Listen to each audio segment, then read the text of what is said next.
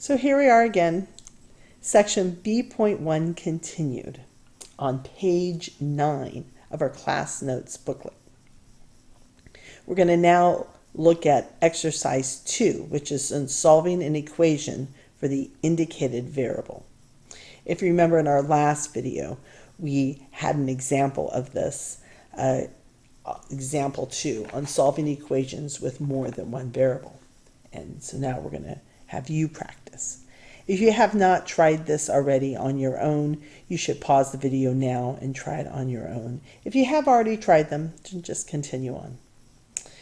So we're going to start with part A. W over 5 equals A, and we're going to solve for W. So I'm going to rewrite the equation. And if you remember, our goal to solve, when it says solve, what that means is get the indicated variable alone. So I want to get W equals, and I realize I'm not going to have an answer here because there's more than one variable. It's going to be an expression in terms of that variable. So what I'm going to do here is it says W divided by 5. If you remember from solving, we do the opposite what it says. So it says dividing by 5, so I'm going to multiply by 5, both sides. And then I'm going to cancel, because if I say this is over 1, then those cancel. The left side would get W. I'm going to put the 5 first, but it really doesn't matter. The answer is 5 times A.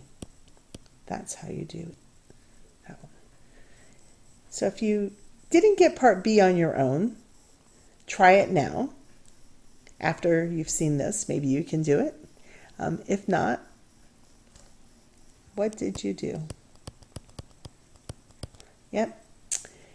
I'm going to rewrite it. If you want to solve for T, that means now this one was division, so I multiply. So now this one's multiplication, so I'm going to divide. Divide by the R because I want to solve for T, so I divide by the coefficient. They sometimes call, when it's a number, it's a coefficient, but this one is just an R. So the left side would be 24 over R, and this one we would divide and get a T. Part C is a little trickier. We want to get all the ends on one side. I'm going to go ahead and do that. How I'm going to get the n on one side is I'm going to add a 2n to both sides. Since we know how to add like terms, you can also, again, you always want to add or subtract first before you multiply and divide, because this is a combination of addition with multiplication. So I'm going to add a 2n to both sides. The left side would be an 8n. We still have that minus 3. We still have that g. I'm trying to solve for n. So now I'm going to say, okay, I want to get rid of that minus 3. So what I'm going to do is add 3 to both sides. Don't worry. I realize that this is tough, but you don't need to. It's not as hard as you think, because you can't combine those. So you just leave it, g plus 3.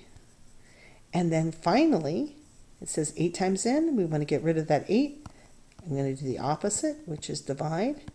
So I'll write the answer over here. The left side is just an n. The right side, you don't change a thing.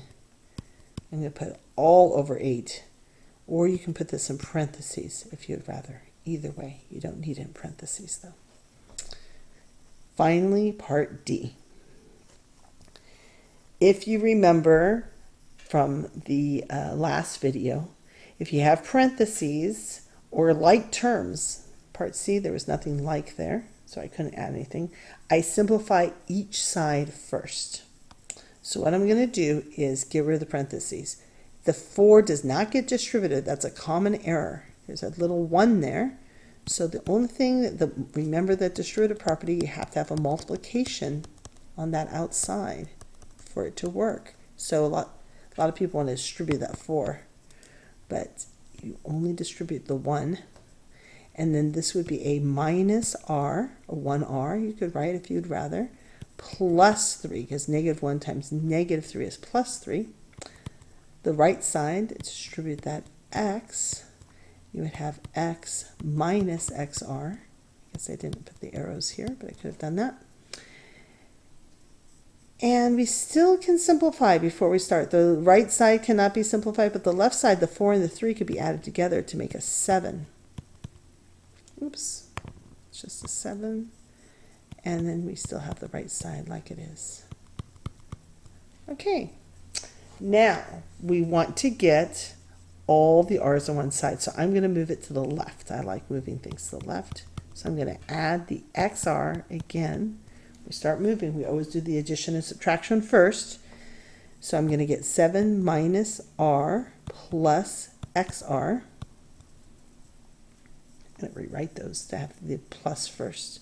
Make my life a little easier, but would that be that? Let's scroll down a little bit. Then I'm going to get rid of the 7. I'm going to get rid, I know that says minus, but I'm thinking this as this, right? Because we have to keep that minus with that r. So you can see I'm going to subtract 7. You always have to think of these as addition because the 7 should be on the other side. And this would be I'm going to put the xr first so I don't have to deal with that minus, but you could have left it there. And then I don't have to write it like that. Now, finally, this one's a tough one, right? We see that we want 1r and you cannot add these. So where I'm going to do the factoring, I'm going to factor out an r. So we get an x. When you divide an r in the first one, we get an x, and then this would just be a -1, not a 0, if you remember from the last section. And then finally, we have multiplication. We can finally do it. We can finally divide by x minus 1. You can put this in parentheses, or you cannot. It doesn't matter. The answer would be, as long as you make this line, you have a whole, this line here, there's imaginary parentheses. Whoops, that's supposed to be a 1. Imaginary parentheses here and imaginary parentheses here. So you can leave it like that, or if you'd rather, you can keep them in parentheses. Either one. That is the answer. So let's turn the page to continue. Page 10, which is the last thing we're going to talk about in this section. What other operations can or can't we use? It says here that things get a little complicated when equations have exponents or roots in them. The most important thing to know that if you are ever in doubt, you can and should check a solution by plugging it into the original equation. When you were doing the example 1 and 2 or exercises 1 and 2 on the previous page, hopefully you did check them, but I did not. You really don't need to check, except for to check to make you made a mistake, whether a solution fits or not. Whenever you multiply, divide, add, or subtract the same quantity to both sides, the solution will always be the same as the original. But you have to be careful when you square both sides or take the square root of both sides. So let me look at that before we start. Let's look at some examples of square roots, for instance. If you remember what a square root means, square root of 25, for instance, is 5. It's the opposite of squares, since 5 squared is 25. So if I had the square root of x equals 5, right, you can see the answer is, let's just look at this example. The answer is 25, isn't it? So what we're going to do is we're going to square both sides, since square root, the opposite is square. So if you square both sides, let me just rewrite it, and square both sides. What you get is the answer is 25, all is well. But say I had this example. Square root of x equals -5. You do the same thing. I don't see what's wrong. You say to yourself, you still get 25. But if you check this, if you check the second one here, let me just move to the right a little bit. You can write this on some other notes if you don't have room. If you plug this in here to do a check, oops, let's put a 25 in there. The square root of 25 is 5, not negative 5. This does not work. There is no solution here. So you do have to be careful when you have roots, when you're squaring both sides, or you're taking the square root of both sides, or whatnot. So let's look at example 3. The reason I didn't start with example 3 is cube root. Does everybody know what cube root is? We should talk about that. The cube root of 8, for instance, is 2. Since 2 cubed is 8. The cube root of 27, for instance, is 3. Since. So square roots is the opposite of squares, but cube roots is the opposite of cubes. So what I'm going to do here to solve this, it's not 2. We got to cube both sides. So it's actually quite a big number. It's 8 cubed, which is what? You can use your calculator. This means 8 times 8 times 8. Or if you're using the TIA Plus, you can do 8 times 8 times 8, or you can use this caret as the cube. 8 cubed. And press enter. And you get the answer. 512 is the answer there. And you can check it. The cube root of 512 is 8.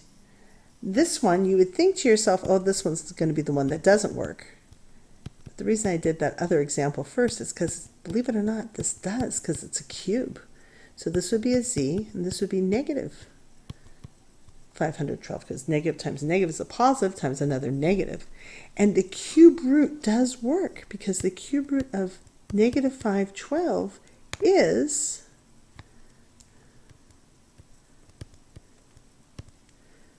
negative 8, since negative 8 times negative 8 times negative 8 is a negative. So it didn't work for squares, but it did work for cubes. So scrolling down, cubing two numbers does not change whether they are equal or not. Different numbers have different cubes. What about squaring? Well, I already showed you a simpler example. The answer is no, but let's go ahead and do this. I'm just going to first rewrite it so I can square both sides, because the opposite square root is squared. The left side is just the inside. The right side is 16. And then we're going to solve this, and we get the answer is 13. Let's do a check. If I plug a 13 in, 13 plus 3 is 16. The square of 16 is indeed 4. So let's try B. What if it's a negative 4? So I rewrote it. Let's square both sides. See what we get. We get the same answer, don't we? We get 13. So let's check this one. So if I plug this in, plug in that 13, I get square root of 16 like I did before, but that is not negative 4. So there is no real solution. You can cross off that answer. So what we've learned here is squaring two numbers may, sometimes yes, sometimes no, change whether they're equal or not. It's important to remember that x squared is always positive when x is negative, and x greater or equals 0. If x is greater or equals 0, then the square root of x is always positive, and if it's less than 0, the square root of x is not real. So let's try the next page. Exercise 3, determining how many solutions each equation has. You actually don't have to solve these. You could just say 1, no, none, or 2 solutions. So go ahead, try these, pause, and come back when you're ready. Okay, are you ready? Here's the answer. Here are the answers. If you remember, cube roots only have one solution, or cubes. So anything with a 3, I just put 1. Square root of negative, no solution. This one, even the square of a negative, no solution. We haven't talked about part A, but it's going to be a whole chapter. There's actually 2 solutions here, 2 and negative 2.